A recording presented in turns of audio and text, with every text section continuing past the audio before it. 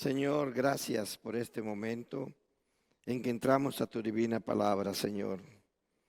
Nuestras mentes son finitas y tu palabra es infinita, Señor.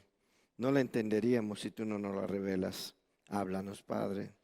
Muéstranos lo que tú nos quieres enseñar el día de hoy y por dónde nos quieres llevar, Padre Santo. Muéstranos tu presencia en la revelación de tu palabra, en Cristo Jesús. Amén. Amén. La semana pasada, cuando hablábamos acerca de la epístola a Timoteo, una de las cosas que dijimos era de que la razón por la que Pablo escribe esta epístola, también mencionaba que Pablo escribe sus epístolas porque hay algo que está pasando en cada una de las ciudades a donde escribe, en las iglesias de ese lugar. Aunque hablan, por ejemplo, la carta a los Efesios, a los de Éfeso, escribía no solamente a una iglesia, sino a todas las iglesias que en ese entonces se reunían en casas. Les escribía a todas las iglesias de esa región. Éfeso era un lugar muy difícil. Y sabemos también, por lo que veíamos, que Timoteo fue uno de los enviados por parte de Pablo precisamente a Éfeso. Si nosotros estudiamos el libro de Hechos, nos damos cuenta que Éfeso era el lugar donde se adoraba a una de las principales diosas de la cultura griega, de la mitología griega, a Artemisa, y también llamada Diana de los Efesios, es así como lo dicen. Y vamos a encontrar cómo esta gente, cuando se reunía para adorar a esa Diana, se pasaba hasta por 2 horas gritando: grande es Diana de los Efesios, grande es Diana. Solo eso, como una letanía, pero toda la gente se lo pasaba gritando todo eso. Y Pablo lo menciona en el libro de Hechos. Más bien Lucas, que es el que lo escribe, pero son de comentarios de Pablo, porque Pablo era el que estaba en ese momento por esos lugares. Algo estaba pasando en Éfeso. Mucha gente se convertía y entonces, al incorporarse a la iglesia, traía las costumbres que había tenido de aquellos lugares donde había participado en la adoración a un ídolo o a uno de esos dioses de tantos que tenían en la mitología griega. Pues Pablo dice: he notado que han entrado dentro de la iglesia cierto tipo de enseñanzas y que los que lo están enseñando están dentro de la misma iglesia. Son a los que se refiere, decía la semana pasada, aquellos maestros que están enseñando cosas que no enseñó nuestro Señor Jesucristo. En aquel entonces ellos los únicos escritos que tenían son los del Antiguo Testamento. Y ya habían empezado a circular algunas de las cartas del apóstol Pablo.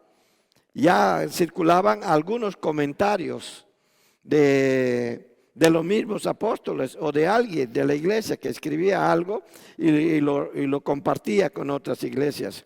Ya circulaban esas cosas. Entonces la gente aprovechaba esas cosas, como veían la cohesión de los cristianos, de tratar de ganarse a los cristianos para su provecho. Y aquí los llaman los falsos maestros.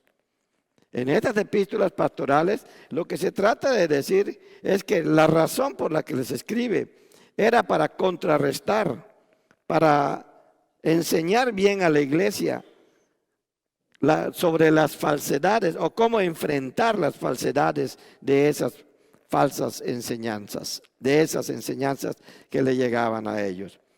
Entonces también tiene que decir el apóstol quiénes son los que deben de hacerle frente a eso.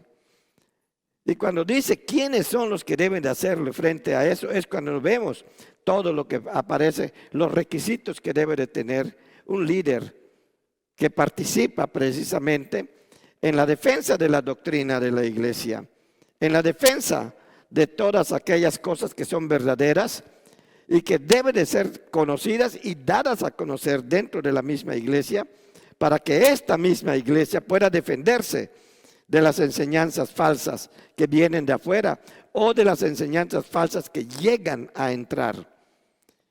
He estado en algunas comunidades, en otros lugares, en otros países también, donde de repente siguen cierta práctica que no es una práctica cristiana, pero es una práctica que traían y la han visto bien toda la vida. Y cuando se les dice que eso es un error, entonces quedan hasta sorprendidos.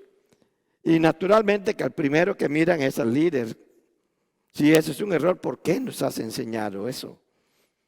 Y lo que pasa muchas veces es que llegan ese tipo de situaciones a la iglesia y no hay quien enseñe lo que esa situación, si es o no soportada o apoyada por la palabra de Dios.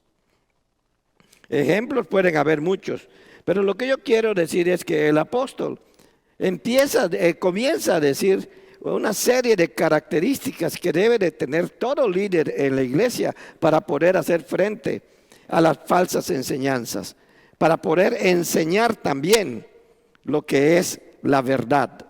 Por eso es que vamos a encontrar ya a partir del capítulo 4, como le dice a Timoteo, no imponga las manos con ligereza y enseña a otros que sean aptos para enseñar. Y esa palabra aptos en el griego tiene un significado muy extenso, en el sentido no solamente que tengan la facilidad, sino que estén preparados, es decir, que conozcan aquello que van a enseñar. Porque si no conocen aquello que van a enseñar, es posible que enseñen una falsedad, para no decir que hasta puede caer en una herejía. Pues bien, entonces Pablo empieza aquí en el capítulo 3 a decir cómo deben de ser esas personas, cuáles son las cualidades que deben de tener. Cuando leemos el versículo 1 que dice, si alguno anhela obispado, la palabra obispo allí, como algunos ya deben de haber escuchado antes, es la palabra episcopos. Y episcopos está compuesta de dos palabras en griego, epi y scopos. Y eso significa una persona que ve por encima de los demás. En inglés lo traducen como overseer. En español lo traducimos como supervisor. Supervisor, el que por encima ve. El supervisor. Entonces quiere decir que toda persona que asuma un liderazgo dentro de la iglesia debe de ser una persona que pueda ver por encima todo lo que se está enseñando, para que pueda corregir las enseñanzas que son equivocadas y también esté preparado para que pueda luchar contra las enseñanzas que se traen. Muchas veces se traen y uno no se da cuenta y poquito a poquito empiezan a entrar. Por eso todavía vemos congregaciones que ponen una bandera de 7 colores allá afuera, sabiendo nosotros que ese es un error. Y hay otro tipo de cristianos que apoyan situaciones como lo del aborto, como las marchas esas, y hasta ese día hacen fiesta y hacen su picnic, etc. Y no se dan cuenta que de esa manera están enseñando una falsedad, porque el mismo Señor nos dice que a nosotros que hemos sido liberados de la muerte por causa del pecado, debemos de ser testimonio para otros que están en ese pecado. Entonces cuando Él dice, empieza a hablar de esas características, perdonen, episcopos, o sea, el obispo significa supervisar, significa vigilar pastoralmente a la iglesia, es decir, proveer alimento al rebaño. El rebaño es un eufemismo que se utiliza para hablar de la iglesia, eso lo sabemos todos. Entonces, para alimentar al rebaño, para darle a conocer la verdad. La verdad es una cosa que se debe de enseñar siempre y cada vez la vamos a ver más clara y cada vez vamos a entender mejor lo que Dios nos quiere decir. Allí radica la infinitud de la palabra de Dios. Por eso toda persona que ejerza un liderazgo en la iglesia debe de conocer muy bien esa verdad. Y si no la conoce, debe de preocuparse por conocerla cada vez más.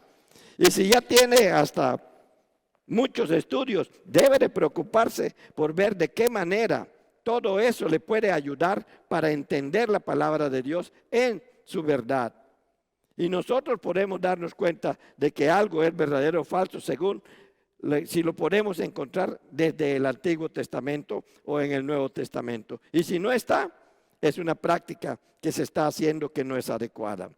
Entonces tenemos nosotros que buscar eso. La eternidad de la palabra de Dios hace que aquellos mandatos que se dieron desde el Antiguo Testamento sigan teniendo validez. La perspectiva que se tenía entonces y la perspectiva que se tiene hoy es completamente diferente. En aquel entonces la perspectiva estaba a través de los sacrificios y el sacerdote. La perspectiva que tenemos hoy de eso mismo es a través de Jesucristo. Y nosotros le llamamos gracia. Eso es que no había en aquellos tiempos. Allí sí hay cambios. Y está todo eso en la epístola a los hebreos. También está en la epístola a los romanos.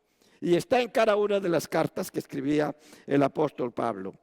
Entonces nosotros empezamos a ver que en este momento, además de que dice, si anhelas el obispado, casi siempre se reducen a que es el pastor. Está bien, no hay ningún problema. Otras denominaciones le llaman el obispo.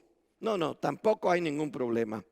Pero la realidad es que cuando Pablo está hablando aquí en las epístolas, le está diciendo a que todo líder debe de tener estas características, porque todo líder debe de confrontar las falsedades que rodean a la iglesia y que quieren entrar a ella.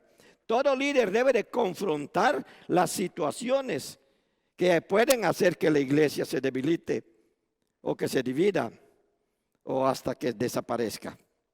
Se disgregan todos los miembros. Entonces todo líder debe de estar buscando ese tipo de cosas. Por eso se le llama supervisor. Debe de estar por encima, debe de ver por encima de los demás. A mí me gusta, cuando estudiaba ciencia, el pensamiento de Sir Isaac Newton. Y Sir Isaac Newton fue un científico en la Inglaterra de la Edad Media. Y cuando le dijeron que cómo se le ocurrió a él desarrollar esas teorías acerca de la mecánica, de la mecánica celeste, acerca de las fuerzas entre los cuerpos y todo eso. ¿Cómo se le ocurrió todo eso? Él solamente contestó, si pude ver más lejos que los demás, es porque estaba parado sobre hombros de gigantes. Todo líder en la iglesia debe de pararse en los hombros de aquellos que ya han pasado antes y mirar por encima. Porque tienen que luchar por conservar toda la verdad que antes se nos ha enseñado. Se nos ha enseñado. Y tiene que mirar por encima. Y tiene que ver qué otras cosas se han metido y tiene que hacerlas a un lado y mantener limpio ese lugar donde Dios ya proveyó tierra para cosecha. Entonces, por eso es que el obispo es una persona que debe de proveer alimento al rebaño, siempre dando la posibilidad de que las personas cada vez estén mejor preparadas para que ellas mismas puedan enfrentar las situaciones allí afuera. No venimos a la iglesia nada más a entretenernos. La iglesia no es un centro de espectáculos, pero sí venimos a prepararnos. Y cuando adoramos a Dios, las emociones nos llenan, definitivamente, porque así nos hizo el Señor. Y qué bueno. Pero nosotros debemos de estar conscientes de que hay una enseñanza que Dios nos quiere dar en todo lo que ocurre, aún con los cantos que hacemos, en las oraciones que hacemos, y que a lo mejor me va a servir esa semana para alguna situación que tengo que enfrentar. Porque cada uno de ustedes, aunque no tenga un liderazgo en la iglesia, una vez que salen al mundo, ustedes son líderes. Porque están representando al Señor de señores, que es nuestro Señor Jesucristo. Están siendo embajadores de nuestro Señor Jesucristo. Entonces, ustedes no se pueden quedar callados, deben de estar preparados para enfrentar esas situaciones, porque Satanás va a utilizar a sus agentes para tratar de hacerle a usted caer. Y los va a utilizar, eso es indubitable. No tiene razones para que sea duda, para que haya alguna duda. Entonces, el título de obispo apunta a que su tarea es el ministerio de la palabra de Dios. Le toca administrarla, le toca proporcionarla como alimento, le toca nutrirse y nutrir con ella al pueblo del Señor. Esa es la razón de que usted sea un líder. un líder no es para que yo soy el que manda, ya soy soy el líder, soy el pastor de la iglesia. ¡Qué bueno! Pero lo que nos dice aquí, y lo vamos a ver en unos minutos, es que debe de ser un servidor. Debe de ser un servidor. Pero ahorita lo vamos a ver. Entonces, cuando vemos nosotros que esto es lo que tiene que hacer, le toca administrarla, proporcionarla como alimento, la palabra de Dios, nutrirse y nutrir con ella al pueblo del Señor. Entonces, este título de obispo, este título de líder, se refiere tanto a enseñar la verdad como también a refutar el error. O sea, usted debe de estar preparado, usted debe de estar preparada para enseñar la verdad y también para refutar el error. Usted puede conocer la verdad, pero y el hecho de que conozca la verdad es lo que le permite identificar el error. Alguien me decía una vez, ¿y yo cómo me doy cuenta de que es un error? Si conoces la verdad, vas a identificar el error. Porque si la verdad de Jesucristo, tu vida está llena del Espíritu Santo y hasta te lo va a señalar, te lo va a decir. Y entonces tú vas a saber que estás en un error, vas a tener dudas. Entonces Satanás está queriendo hacer algo en tu vida, pero entonces el Espíritu Santo es el que te va a ayudar, te va a dar fortaleza para seguir adelante, porque tú estás en el camino donde el Señor te ha puesto. Por eso es que un líder no puede ser cualquier persona. Por el contrario, debe de ser alguien que cumpla con una serie de condiciones o requisitos para que su responsabilidad pueda ser cumplida a cabalidad. Por eso es que no lo dice en el Nuevo Testamento, desde el Antiguo Testamento. Nos dice el Señor allí en Eclesiastés, cuando a Dios haces promesas, no tardes en cumplirlas, porque no se complace Dios en aquellos que prometen y no cumplen. Y todavía dice algunas cosas más. Usted lo puede ver en el libro de Eclesiastés. Entonces Dios toma muy en serio tus promesas. Cuando tú dices, sí Señor, yo te voy a servir allí donde tú me estás llamando. Entonces Dios confía en que estás haciendo una promesa.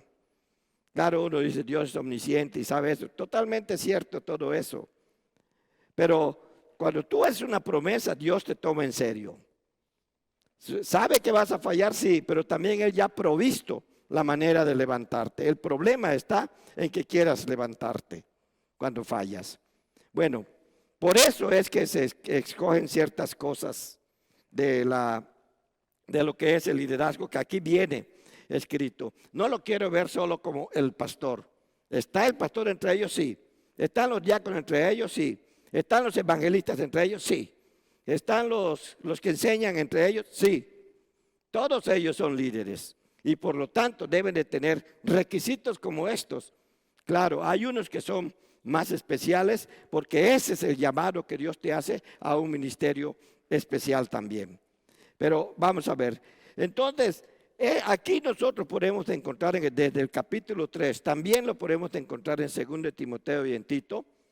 Este tipo de cualidades que se dan como requisitos son cualidades que debe de tener toda persona para que sea líder de la iglesia y pueda hacerle frente a la enseñanza de la verdad y a la refutación del error. Pueda hacerle frente de una manera adecuada. Entonces, estos servidores de la iglesia tienen que ver con al menos 4 aspectos de la vida de cada uno: su familia, su carácter personal, sus capacidades para servir a la iglesia, incluyendo sus enseñanzas y doctrinas, y su testimonio ante el mundo. Y de eso es precisamente de lo que está hablando aquí en el capítulo 3 Pablo. Está hablando de esas cualidades. ¿Y por qué pone juntos la del obispo y la de los diáconos? Hay cosas que sí les pide a los obispos que no le pide a los diáconos. Pero resulta que la mayoría de las cosas que le pide a uno también se las pide al otro. ¿Por qué? Bueno, él antes había hablado en Efesios 4:11, como se leía hoy en la mañana. A unos llamó para ser apóstoles, profetas, evangelistas, pastores y maestros. a fin de preparar al pueblo de Dios. Entonces decía, la iglesia debe de estar organizada de esta manera. Algunos dicen eso, ¿no? Y tal vez esa era la idea de Pablo. Pero de repente como que Pablo lo empieza a poner en ciertos tipos de grupos.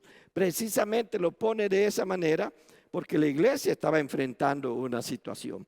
Hasta para enfrentar situaciones como la que la iglesia tiene que enfrentarse el día de hoy. Y han habido llamadas que yo he recibido de personas que me preguntan por qué nosotros estamos en contra del aborto. ¿Por qué nosotros, si decimos que no aceptamos sacrificios humanos, por qué aceptamos el sacrificio de Cristo? Vean qué inteligente pregunta. Y yo tuve que responder eso, me llevó como una hora. Pero la persona que me llamó de la Universidad de Paul, que me hizo esa pregunta, me escuchó una hora. No sé de dónde me salió tanto inglés, pero le doy gracias a Dios. Porque le dije, ¿me entiendes? Y me dice, perfectamente, aleluya. Entonces, tenemos que estar preparados. ¿Qué respondería usted a una persona que está terminando su doctorado y le pregunta, estoy haciendo mi doctorado acerca de los sacrificios en la antigüedad y me topo con un salmo que dice que no se aceptan los sacrificios humanos? Entonces, si no se aceptan los sacrificios humanos, ¿por qué aceptan el sacrificio de Jesucristo? Y tuve que hacerle la diferencia. Tuve que explicarle la doctrina desde antiguo. Lo tuve que hacer. Ahora le pregunto, ¿usted está preparada para responder a una de esas preguntas? Si se siente que no está preparada, debe de aprovechar los estudios que se dan en la iglesia para que pueda ejercer su liderazgo de una forma adecuada. Y lo mejor que puede hacer muchas veces, si no puede responder una pregunta, te invito a que vayamos a ver a esta persona para que te respondamos de una manera clara y concisa. Sin decirle, yo no estoy listo todavía, pero use la astucia, use la inteligencia que Dios le ha dado. Pues bien, todo eso se tiene que ver con lo que el Señor nos está diciendo aquí. Nos está diciendo. Y entonces empieza a hablar de cuáles son los requisitos. Los primeros que Él pone aquí son aquellos requisitos familiares. Hablamos de 4 aspectos. Aquí los voy a ver. Primero dice, aquí en el versículo 2, es necesario que el obispo sea irreprensible, marido de una sola mujer. Pero también en el versículo 10, nosotros encontramos que se los dice también a los diáconos. Y estos también sean sometidos a prueba primero, entonces ejercen el diaconado si son irreprensibles. Si son irreprensibles, o sea, aunque se pueden dar ciertas variantes, se le está pidiendo exactamente lo mismo que al otro. Deben de estar preparados en el mismo nivel en cuanto a su testimonio. Entonces, ¿qué es lo que se traduce como lo que es la palabra griega que se traduce como irreprensible? También se puede traducir como intachable. O sea, no significa que no tenga faltas, sino más bien que no se le puede acusar, que su integridad no es cuestionada. Cuando yo leía esto y lo escribía así, yo pensaba, pero hay personas que cuestionan con falsedad a un líder. Hay personas que cuestionan con falsedad a un pastor, a un diácono, a un maestro de escuela dominical, a un líder del concilio, etc. Lo hay. Entonces, cuando yo le decía al Señor, Señor, ¿y estos qué? Si tú pides esto, ¿cómo explico lo otro? Y me trajo a la mente aquel versículo de Mateo donde dice, bienaventurados sois si dijeren mal de vosotros, mintiendo. Está entre el capítulo 5 y 7 de Mateo. Pero me trajo eso a la mente. Entonces yo no debo preocuparme mucho por eso, porque la bienaventuranza me la da Dios. Cuando alguien te levanta un falso, ya eres irreprensible, ya dejaste de ser irreprensible, ya no eres intachable, como te demanda el Señor que debe de ser. No. Si es una verdad, tú debes de buscar corregirla. Y si es una mentira, ponte en la mano de Dios. Él lo dice, bienaventurados sois cuando dijeren mal de vosotros, mintiendo. Lo dice la Biblia. Entonces, no significa que no tengan falta, sino que no se le puede acusar, que su integridad no es cuestionada, que su carácter es irreprochable. Es decir, que el uso de este término no indica que son personas impecables. Impecables quiere decir que pueden pecar. ¿Sí? Hay que decir que están muy limpias. Impecables, limpieza. Bueno, no son personas así impecables. Sí han sido regenerados, sí han sido limpiados por la sangre de Cristo. Pero siempre existe la posibilidad de ser tentado. Por eso tienen que dar las advertencias los apóstoles: resistid al diablo y huirá de vosotros, orad sin cesar. El espíritu está dispuesto, pero la carne es débil, etc. Hay muchas advertencias en la Biblia al respecto. Y además tenemos al Espíritu Santo entre nosotros, dentro de nosotros, cuidándonos. Entonces no indica que las personas son impecables, pero sí que son personas sin la mancha de una acusación o culpa pública comprobada. Comprobada. Porque es muy fácil, sobre todo en tiempos como los que vivimos, acusar a alguien e incluso hasta lo pueden condenar, pero sobre algo que no ha sido debidamente comprobado. Puede ocurrir. Pero si ha sido comprobado, entonces necesita restauración, no condenación, porque el único que condena es Dios. Entonces tú vas a ser irreprochable cuando entiendes eso. Y entiendes que en medio de la situación que tú puedas vivir, el Señor va a tomar en cuenta todo eso que te está pasando. Y el Señor te va a levantar, porque el único que te puede levantar de aquellas cosas que no son tangibles es ese Dios que es espíritu. Todas las cosas que no son tangibles tienen la dimensión espiritual. El chisme, la mentira, todo eso que no es tangible, tienen dimensión espiritual. Por lo tanto, solo en la dimensión espiritual puede salirse adelante de eso. Y el que es el rey de la dimensión espiritual es el Padre. Y que nosotros podemos acceder al Padre es por el Hijo. Y de que estamos nosotros en constante comunión con ellos es por el Espíritu. O sea, la Trinidad actuando completamente en nuestras vidas. Sí, es posible que seas irreprochable. O sea, que no hay debilidades en su carácter, que puedan ser objeto de crítica, que sea fácilmente manipulable. El que es fácilmente manipulable, es fácil que aquella persona que viene con una mentira le haga creer en esa mentira, o con una falsa interpretación, como lo hacen algunas sectas en que hay allá afuera. Toman un versículo y tratan de explicar toda una doctrina. Hay quienes tomaron Santiago 1:3 y levantaron toda una doctrina que existe hasta el día de hoy. Pero todo lo demás que levantaron alrededor de Santiago 1:3, según ellos mismos me dijeron, es mentira. Es mentira. Empezando con que nunca me pudieron explicar por qué Jesucristo dice que Dios es espíritu y ellos decían que Dios es de carne y hueso. El conocer la palabra nos permite refutar. El conocer, hay que estar preparados. Entonces, podemos ser irreprensibles en la medida en que nosotros nos sometamos a Dios.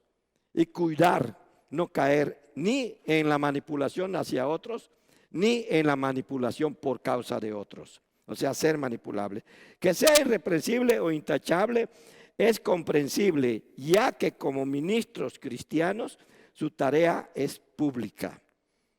O sea, ¿por qué pide el apóstol que sea irreprensible el líder, el pastor, el diácono? ¿Por qué lo pide? Porque su tarea es pública. O sea, algo que diríamos en un argot muy humano, no tiene cola que le pisen. Porque si tiene cola que le pisen, no va a poder corregir aquello de lo que él mismo cojea. Porque dice, camina derecho. Y está cojeando también, ¿verdad? No. Entonces, que sea irreprensible debe de ser una persona que tenga el carácter totalmente sometido a Dios. Porque Él es el que le va a decir de qué manera se debe de reaccionar ante las diferentes circunstancias. Hay circunstancias en las que ni siquiera vale la pena reaccionar. porque no vale la pena, no vas a lograr nada. Entonces, una persona que sabe que es irreprensible delante de Dios no tiene que temer nada en ese sentido. Y solamente puede ocurrir eso, como es espiritual, está en esa dimensión, solamente puede hacerse por fe. No se puede hacer de otra manera. Yo no puedo hacer las cosas para que a mí me digan irreprensible, porque yo debo de ser irreprensible no solamente ante la sociedad, sino ante Dios. Y a mí me gustaría hasta oír que Dios diga de mí mismo lo que dice de Job. Vean Job capítulo 1, lo que dice Dios, por ejemplo, en el versículo, después del versículo 4. Habla nombra 4 cualidades de Job, tan lindas acerca de Job. Y eso es lo que hay que hacer. Y eso se nota en el testimonio, en el comportamiento. Entonces, que sea irreprensible es uno de lo que se pide. Luego vemos que sigue diciendo, marido de una sola mujer. Pero también lo encontramos en el versículo 12, cuando dice los diáconos son maridos de una sola mujer. Esta ha sido una de las discusiones que más se han dado a través de la historia, de que dicen casado para siempre, ya no se puede deshacer. Sobre todo que dice lo que Dios unió, no lo separa el hombre, etcétera, etcétera. Todo eso. Pero sabemos que hay una realidad en el mundo, el divorcio. Sabemos que hay una realidad. Entonces, ¿por qué es que lo ponen allí de esa manera?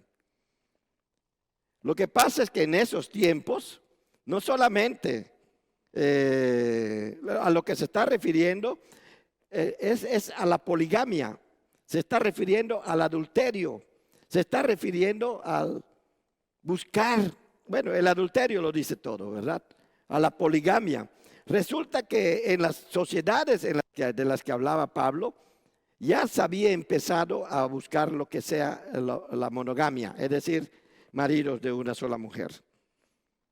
Y él quería que los líderes dieran ese ejemplo, porque él conocía muy bien la Torá y sabe que, y es una pregunta que yo hago cuando dirijo matrimonios, cuando tengo la bendición de bendecir matrimonios, la pregunta, ¿cuántas mujeres le dio Dios a Adán? Una. ¿A cuántos varones le fue dada la mujer?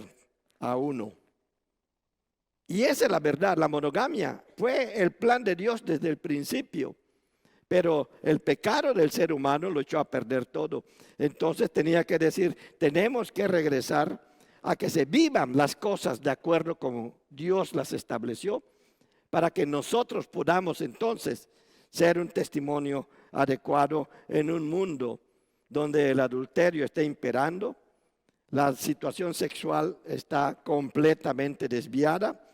Entonces, esta frase se puede entender simplemente como el requisito de no tener más de una mujer simultáneamente.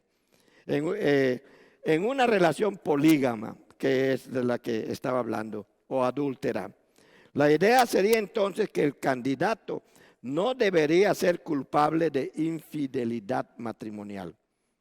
Porque si hay otra mujer aparte de tu esposa, o si hay otro hombre aparte de tu esposa, ya se está hablando de infidelidad matrimonial. Y por lo tanto, se está hablando de que estás rompiendo lo que fue la voluntad de Dios para el ser humano.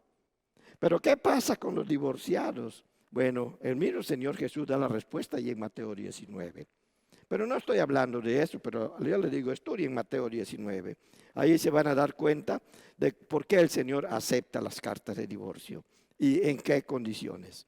Fuera de eso, no las acepta. Entonces, el candidato no debería ser culpable de infidelidad matrimonial, sino una persona fiel y confiable para su cónyuge. Y es muy importante eso, porque si eres fiel para tu cónyuge, estás dando una idea, estás dando una idea de tu fidelidad a Dios. Porque es la única manera en que nosotros podemos mostrar nuestro amor a Dios cuando amamos a nuestro prójimo. ¿Cuánto más a nuestra compañera? Por eso es que se establecen los lazos civiles, porque ya se establecieron los lazos espirituales. Y se respeta la sociedad desde ese punto de vista. Se busca que los ministros, líderes, pastores y diáconos sean personas de moralidad incuestionable. Es ante todo un requerimiento positivo de que un líder acreditado por la iglesia, quien va a enseñar la doctrina, las disciplinas y las disciplinas cristianas, debe de tener una reputación intachable en el área sexual y matrimonial. O sea, cuando yo estuve hablando con unas personas de esto, una de las cosas que dijeron, pero es que ustedes los varones son muy coquetos. ¿Sí entienden la palabra coqueto? ¿Sí entienden la palabra coqueto? Ustedes los varones son muy coquetos, me dijo, ¿no? Esta hermana. Y yo tuve que reconocer que es cierto. Uno puede querer ser agradable, pero a veces esa agradabilidad no es interpretada de una forma adecuada. Y uno debe de tener cuidado. Yo no sé si ustedes saben que en las escuelas tú no puedes abrazar a un niño, a una niña. Si tienes que cargarla para algo, tienes que llamar a alguien para que sea testigo de todo lo que está pasando.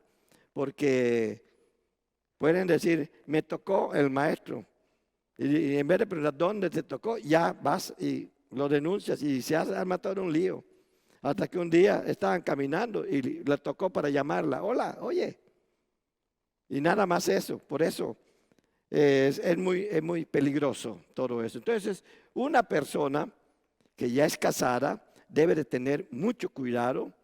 Si es mujer, en su trato con los varones. Y si es varón, en su trato con las mujeres. Porque para que pueda ejercer un liderazgo irreprensible, no tiene que ser malinterpretado su trato con las mujeres. Si es varón, no tiene que ser malinterpretado su trato con las mujeres, con los varones, si es mujer. Debemos de tener mucho cuidado. Un hogar hospitalario. En aquellos tiempos los predicadores itinerantes había por montones. Entonces, o algunos cristianos eran perseguidos. Entonces, se pedía que sean hospitalarios precisamente para que ellos puedan tener un lugar donde reposar. Bueno, esa es la principal razón por la que se pide. El día de hoy se puede ser hospitalario sin tenerlos en la casa. Buscar la manera de que tengan un lugar donde estar por lo menos unas noches, un hotel, un refugio, etcétera. Ya si el Espíritu te provee de cierto nivel de fe, cierto nivel de confianza, dice, los voy a poner en la casa por un tiempo, que estén aquí conmigo. Hay que ser hospitalarios siempre. Que tenga un buen gobierno sobre su casa. Es el último punto que voy a ver hoy, porque veo que ya son las 2:15. Creo que sí está bien el reloj, ¿verdad? Sí, ok. Lo voy a seguir la próxima semana. Un buen gobierno sobre su casa. Que tenga un buen gobierno sobre su casa. ¿Qué significa eso? ¿Qué quiere decir que tenga un buen gobierno sobre su casa? Aquí mismo lo dice, ¿verdad? Que gobierne bien su casa en el versículo 4 y también en el versículo 12. Los diáconos sean maridos de una sola mujer y que gobierne bien sus hijos y sus casas. Que gobierne bien su casa, dice el 4. Que tenga a sus hijos en sujeción con toda honestidad. Los líderes van a ser ejemplos para los matrimonios jóvenes. Van a ser ejemplos para los matrimonios adultos también. Y tenemos nosotros que ser ejemplos, que sean capaces de guiar a sus hijos de tal forma que sean respetuosos y creyentes. Una de las cosas que he oído mucho en otros lugares, ¿verdad? No aquí, en otros lugares, hijo de pastor, lo peor. ¿Ustedes no lo han oído? Sí lo han oído, ¿verdad? No lo han oído. En Centroamérica se menciona mucho, hijo de pastor, lo peor. Porque los pastores se ocupan tanto de la iglesia que se olvidan de sus familias. Un líder no debe de olvidarse de su familia. El orden de prioridades está Dios, la familia, la iglesia. Y eso no lo debe de olvidar. Sus hijos lo necesitan, su esposa lo necesita o su esposo lo necesita, sus hijos lo necesitan. Eso es muy importante y no se debe de obviar. El por qué, no puede. ¿Por qué está diciendo esto el apóstol? Sencillamente porque, y lo dice él mismo, que no puede gobernar su casa, ¿cómo va a gobernar en la iglesia? Pero no es un gobierno de mando, es un gobierno de servicio. Si usted no es un buen servidor en su casa, no va a ser un buen servidor en su iglesia. Es lo que está diciendo. Por eso es que se debe de tener mucho cuidado en lo que es nuestro hogar. ¿Qué testimonio están dando mis hijos de mí? En una ocasión estábamos en una escuela dominical y le decíamos a los niños, ¿por qué quieres que oremos? Ay, yo quiero que oren por fulanito de tal porque está haciéndole estas cosas a mi papá y que le está haciendo esto otro. Y estaba hablando del pastor, ¿verdad? Oren por el pastor porque le dice esto a mi papá y le dice esto otro. Y mi papá ya está enojado contra él. Entonces vamos a orar por eso. Los niños lo dicen. Pero eso es lo que le están enseñando a sus hijos. Y yo tuve que hablar con esa familia de que si van a discutir un asunto que les ha lastimado, que no lo hagan delante de ellos. Porque el enojo de ustedes puede pasar, pero sus hijos le agarran rencor y lo agarran rencor por toda la vida, que el día de mañana no van a querer ir a la iglesia. Y van a decir cosas de la iglesia completamente falsas. Por eso, se puede afirmar que no hay mejor acreditación de un ministerio cristiano que tener hijos que siguen sus pisadas en la fe. Y a veces hasta el mismo ministerio cristiano. Claro que sí. No es posible pretender guiar a la familia de Dios si se ha fallado en guiar a la familia propia. Un líder, cualquiera que éste sea, naturalmente, empezamos con el pastor si ustedes quieren. Seguimos con los diáconos si ustedes quieren. Pero el llamado de Pablo no es solamente para ellos, sino es para todos, como decía al principio, los que ejerzan una posición de liderazgo en la iglesia. Porque están llamados para enseñar la sana doctrina y para defender la verdad ante las falsas enseñanzas. Y debemos de estar preparados para eso. Eso por ahora. Todavía nos falta ver qué otros requisitos de la cuestión espiritual, el tipo de madurez espiritual que son estos temas. La próxima semana los voy a seguir y les pido que tengamos un poco de paciencia. Son temas muy importantes que debemos de conocer. Tal vez no es porque no lo conozcan, pero qué bueno recordarlo y poder usarlo también en nuestra propia vida. Empecemos siempre, como tengo la posibilidad de ser llamado a liderar algún ministerio o a trabajar dentro de algún ministerio o con algún ministerio en la iglesia, empecemos nosotros a pensar en estos requisitos que se están pidiendo, porque son requisitos que se me van a pedir, junto con una buena lista que nosotros tenemos y que muchos de ustedes ya conocen. Entonces, yo les pido en el nombre del Señor que va a haber una nueva visión para la iglesia, en el sentido de que cada uno de nosotros tiene que trabajar. En su debido momento les vamos a estar invitando. Vamos a ir a orar a tal lugar. Vamos a ir a repartir volantes a tal lugar. Vamos a ir. Y me gustaría ver que se peleen, que se gasten los volantes el primer día y que tengamos que ver desesperadamente cómo conseguir otros para el siguiente. Y vamos a ver entonces lo que Dios puede hacerle a nuestra iglesia, a la iglesia cristiana unida. Pero tenemos que empezar con nosotros mismos. Tenemos que empezar. Y estamos hablando de esas características. Ser irreprochable y que tengas bien tu casa. Porque ese es el testimonio que tenemos que darle. Porque afuera los matrimonios no están bien. Y afuera la gente no es irreprochable. Sí. Gracias, Señor, por tu palabra esta mañana. Te pido que bendigas a tu iglesia y que estés tocando esos corazones, Señor, a los que tú llamas para liderar en tu iglesia, a los que tú llamas para defender tu verdad, a los que tú llamas para enseñarla y a los que tú llamas, Señor, para corregir los errores en los que se caen por causa de enseñanzas que no han sido comprendidas. Gracias te doy, Señor, por ser tu palabra tan pura, tan limpia y tan clara. Revélanos siempre tu verdad y guía a tu iglesia por tus caminos, en el nombre de nuestro Señor Jesucristo. Amén.